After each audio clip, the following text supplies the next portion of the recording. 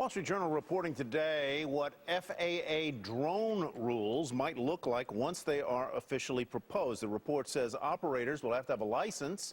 They'll limit those flights to daylight hours. They will also need to fly below 400 feet and fly within sight of the person at the controls. This is a very important point there.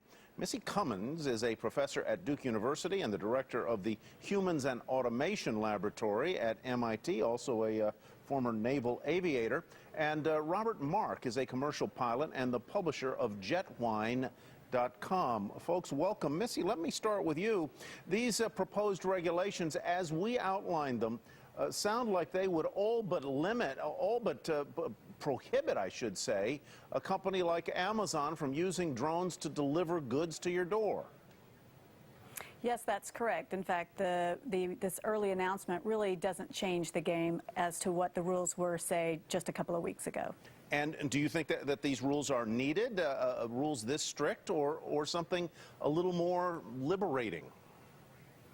Well, I'm a big drone advocate, so I definitely think that this falls far short of what we're going to need to sustain the booming economy, and these rules all but ensure that business is going to go overseas. Robert, let me ask you, what is your reaction as a flyer yourself to these rules, and whether you think they pose a safety threat not only to people on the ground but to other aircraft? We did a story last week about how some drones had apparently flown dangerously close to commercial airliners out near JFK Airport. Well, I think rules are great, but they don't make much sense if people don't follow them.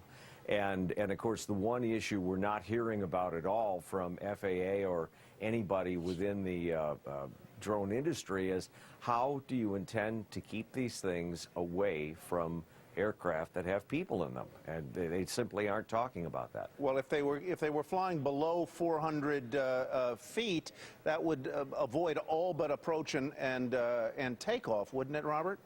Well, it would, and my guess is that those aircraft, or I'm sorry, those drones that were over at Kennedy were probably a little bit above 400 feet in order to be seen. And that's really one of the issues that the entire industry is struggling with. And I actually do support drones use.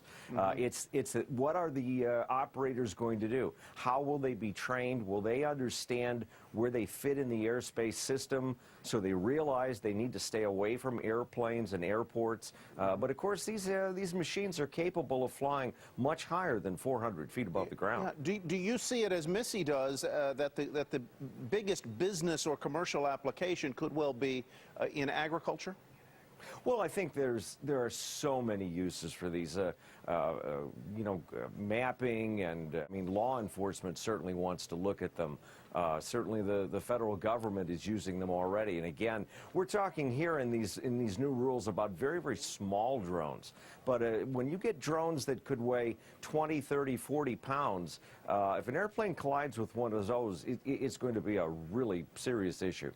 And of course, Missy, some of these unmanned aircraft, as we're just looking at ones that look like military applications, they can be the size of really full-sized aircraft, right, Missy?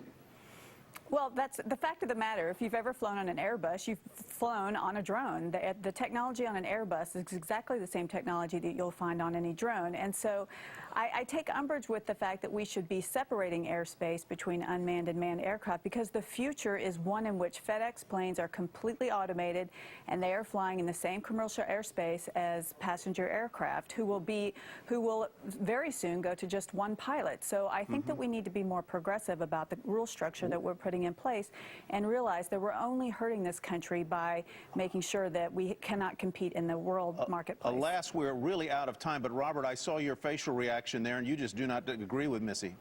No, I'm afraid I don't. I mean, going down to one pilot is probably going to happen, but prove to me that it's safe. And that's the only part that the rest of us are asking for. Prove to me that this is going to work and it's going to work safely. All right. And it hasn't happened. To be continued. You guys were both great guests. We appreciate your being with us. We'll have you back again. Let's lock in the viewer vote, folks. Do you think delivery drones is what we're asking there, do they pose a threat? 54% of you say yes, 46% say no.